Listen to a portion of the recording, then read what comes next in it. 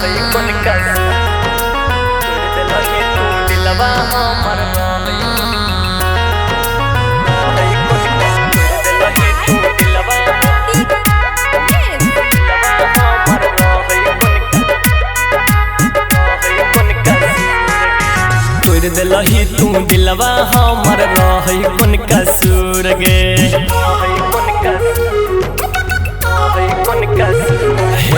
तोड़ दिलही तू दिलवा हमर रहे कौन कसूर गे बाबू माई के चलते जान बाबू माई के चलते जान छियो हम मजबूर रे पगली तोड़ दिलही तू दिलवा हमर रहे कौन कसूर गे तोड़ दिलही तू दिलवा हमर रहे कौन कसूर गे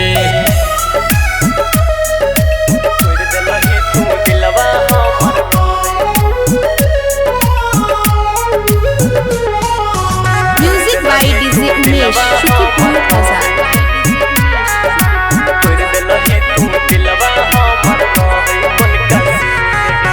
करिहे नाई फोन अब मान ले बतिया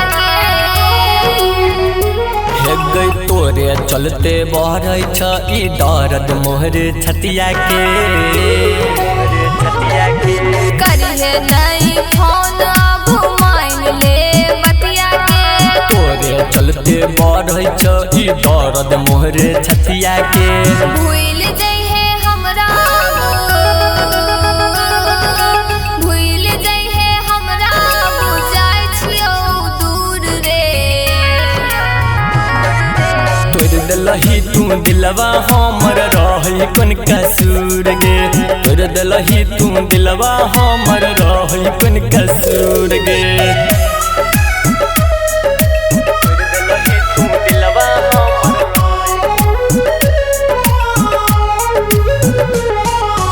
music by DJ Umesh Shukipur बाजार।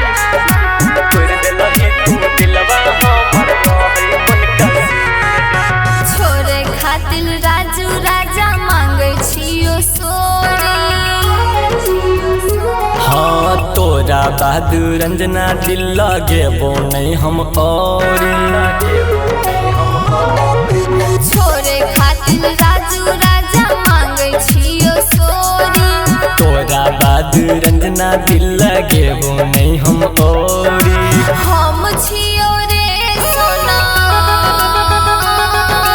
हम छियो रे सोना सुनै पे कसूर रे तोड़ दिलही तू दिलवा हमर रहे कौन कसूर गे तोड़ दिलही तू दिलवा हमर रहे कौन कसूर गे।